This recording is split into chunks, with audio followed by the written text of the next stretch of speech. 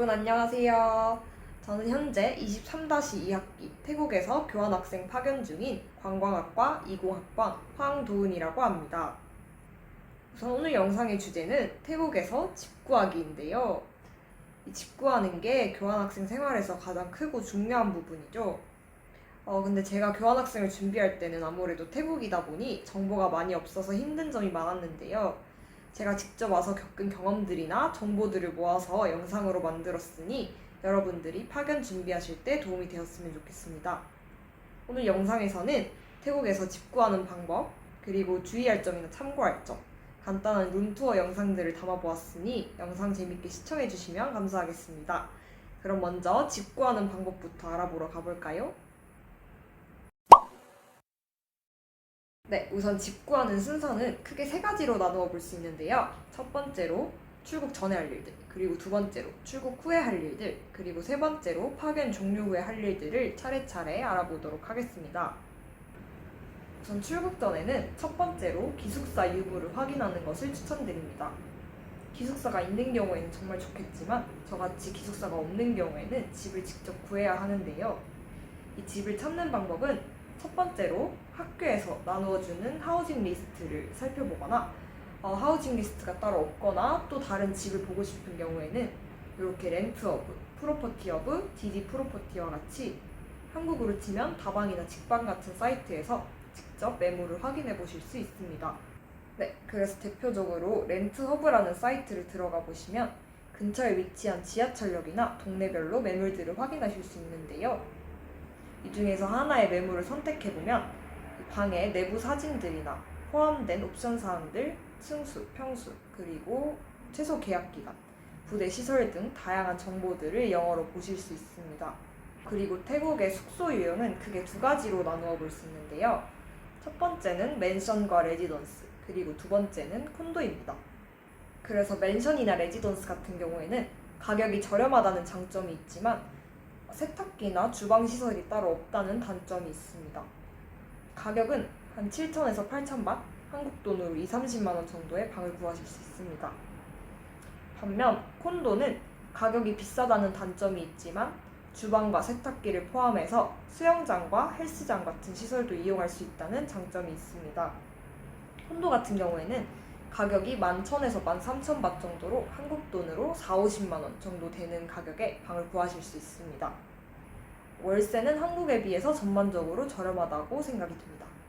그리고 매물들을 확인하실 때 구글맵을 켜서 위치와 주변 시설들을 확인하는 것을 추천드립니다. 예를 들어서 주변에 마트와 편의점이 있는지 또는 버스 정류장이나 지하철역이 있는지 확인하는 것을 추천드립니다. 또 학교까지 거리가 얼마나 되는지도 한번 찾아보시면 좋은데요.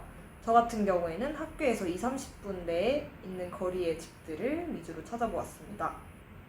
그리고 구글 로드뷰를 통해서 주변의 동네 분위기가 어떤지, 안전한지 등도 살펴보시면 좋을 것 같습니다. 그래서 마음에 드는 집을 찾으셨다면 이제 직접 연락을 해볼 차례인데요. 태국에서는 라인이라는 메신저를 주로 사용하기 때문에 이 라인을 설치하셔서 사이트에 적힌 아이디로 연락하시면 됩니다. 그래서 연락을 하실 때에는 최소 계약 기간이 얼마 정도인지, 그리고 방에 대해 궁금한 점, 그리고 마음에 드신다면 방을 언제 보러 갈 수 있을지에 대해서 연락하시면 되고요. 저 같은 경우에는 콘도에 살고 싶었는데 콘도는 대부분 최소 계약 기간이 1년인 경우가 많아요. 그래서 저처럼 한 학기 교환학생이신 경우에는 혹시 콘도가 한 학기만도 계약이 가능할지 이런 것도 여쭤보시면 좋습니다. 이제 출국 후에는 집을 직접 보러 갈 차례인데요. 집을 둘러볼 때 약 3일 정도 머물 수 있는 숙소를 미리 예약하시는 것을 추천드립니다. 그리고 이 기간 동안 집을 직접 둘러보러 다니는데요. 미리 라인으로 예약한 경우에는 해당 날짜에 맞춰서 집을 보러 가면 되고 또는 직접 찾아가거나 부동산에 찾아가서 집을 볼 수도 있습니다. 근데 직접 찾아가시거나 부동산에 가신 경우에는 영어가 잘 안 될 수도 있어서 파파고를 다운받아 가시는 것을 추천드립니다. 그래서 마음에 드는 집을 찾으셨다면 드디어 계약할 차례인데요. 공인중개사를 통해서 계약하신다면 이렇게 영어와 태국어로 된 계약서를 받게 되는데요. 이게 정말 중요한 사항들이니까 월세나 보증금, 관리비 같은 경우, 그리고 주의사항들 꼼꼼하게 읽어보시고 혹시 요구하고 싶은 사항이나 궁금한 사항이 있으시다면 적어놓은 뒤에 계약날에 집주인분이나 공인중개사분께 여쭤보면 됩니다. 그리고 태국의 계약금 같은 경우에는 일반적으로 보통 2달치의 월세를 보증금으로 내고 1달치 월세를 미리 선불로 내는 경우가 많습니다. 그렇게 계약을 완료하고 집에 들어오셨을 때 해야 할 일이 하나 있는데요. 바로 하자를 체크하는 일입니다. 예를 들어서 벽지가 찢어진 곳이 없는지, 그리고 집안에 파손된 부분은 없는지 한번 천천히 살펴보신 후에 만약에 있다면 그것을 사진으로 찍어서 집주인이나 공인중개사분께 공유드리는 것을 추천드립니다. 이렇게 해놓아야 나중에 퇴실할 때 파손된 부분이 보여도 본인의 책임이 아니라는 것을 입증할 수 있기 때문에 이렇게 미리 해놓으시는 것을 추천드립니다. 네, 그리고 마지막으로 파견 종료 후에 하셔야 될 가장 중요한 일이 있는데요. 바로 보증금을 돌려받는 것입니다.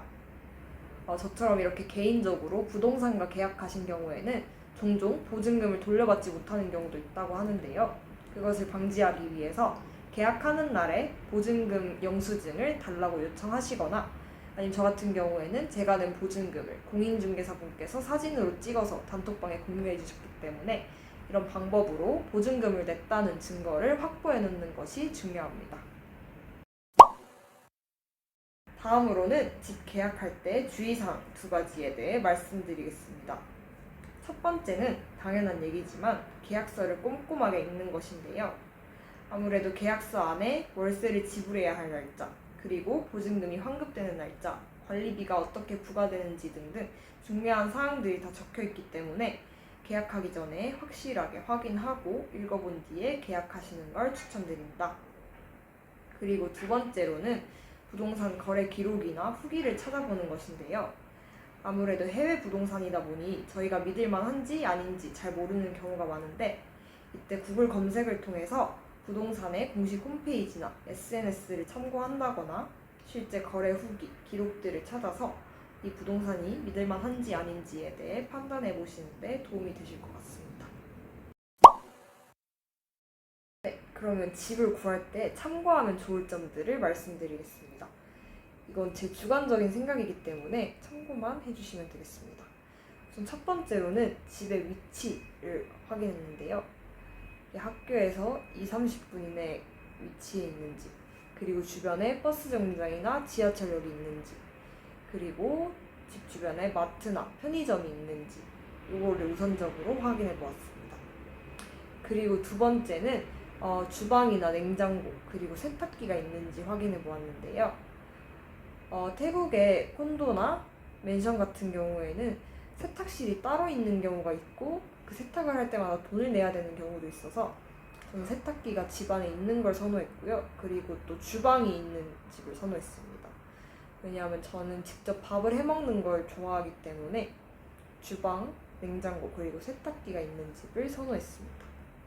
그리고 세 번째는 집 안에 기본적인 시설들을 확인해 보았는데요.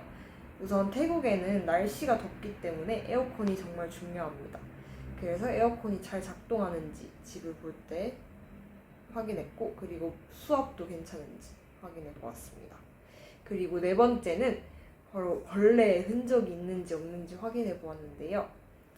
제가 교환을 준비할 때 태국에는 바퀴벌레랑 도마뱀이 엄청 많다라는 얘기를 들어서 매우 걱정했었는데 집을 확인할 때 부엌의 장이나 가구의 문을 열어서 모서리에 갈색 작은 점들이 있는지 없는지 확인하고 이게 있다면 바퀴벌레 흔적이라고 해요. 그래서 이런 것들을 잘 확인해보고 또 고층일수록 벌레들이 덜 들어온다고 하니까 이런 점들 잘 확인해보시면 좋을 것 같아요. 저는 이런 걸 잘 확인한 덕분에 아직까지 바퀴벌레나 도마뱀 그리고 모기까지도 한 번도 본 적이 없습니다. 그리고 네 번째로 마지막으로는 집의 부대시설을 확인하는 건데요. 저는 수영장이랑 헬스장이 있는 집을 구하고 싶어서 이것들을 확인해 보았는데 막상 살아보니까 생각보다 수영장은 자주 이용을 하지 않는 것 같습니다. 그래서 이런 본인에게 중요한 것들을 잘 생각하셔서 집을 구하실 때 참고하시면 될 것 같습니다. 마지막으로 제가 일상생활 속에서 느꼈던 한국과 태국의 소소한 차이점에 대해 말씀드리겠습니다. 우선 첫 번째는 태국은 부동산 복비를 따로 받지 않는다는 것인데요. 정확하게 말하자면 세입자가 아니라 집주인에게 받기 때문에 여러분들이 태국에서 집을 구하실 때는 부동산 복비를 따로 내지 않으셔도 됩니다. 그리고 두 번째는 태국에서는 집에 들어갈 때 이 열쇠를 사용한다는 것인데요.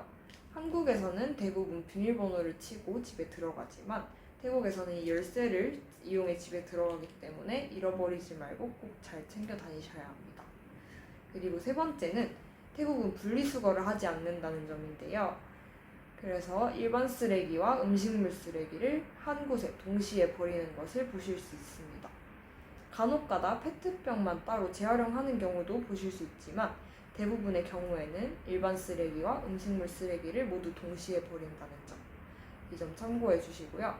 마지막으로 태국은 불교 국가이다 보니까 집집마다 이렇게 작은 사당이 있는 걸 보실 수 있습니다. 마찬가지로 저희 콘도에도 1층에 이렇게 작은 사당이 있는데요. 이런 걸 볼 때마다 태국이 불교 국가이구나를 다시 한번 느끼게 됩니다. 열쇠로 문을 열고 들어갑니다. 이곳은 거실이고 보시다시피 신발장이 따로 없어서 제가 직접 구매를 했습니다.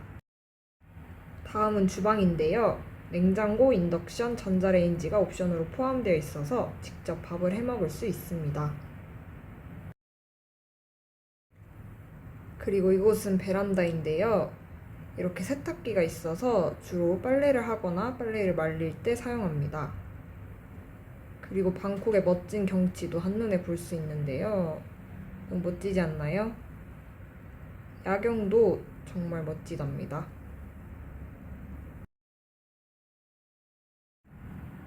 네, 그럼 이제 침실로 한번 가보겠습니다. 침실에는 침대, 옷장, 화장대, 그리고 화장실로 구성되어 있습니다. 침실에서는 지상철인 MRT가 다니는 모습도 볼 수 있습니다. 아래층으로 내려가면 수영장과 헬스장이 있어요. 이렇게 해서 저는 한 달에 월세 13,000바트과 관리비 약 1,000바트 정도를 지불하고 있습니다. 네, 그럼 오늘 영상은 여기서 마무리해 보도록 하겠습니다. 여러분 언제나 궁금한 점이 있으시다면 아래 댓글이나 제 이메일을 통해서 연락해 주시면 답변 드리겠습니다. 오늘 영상 시청해 주셔서 너무 감사드리고 저는 다음 영상으로 또다시 찾아오겠습니다. 감사합니다.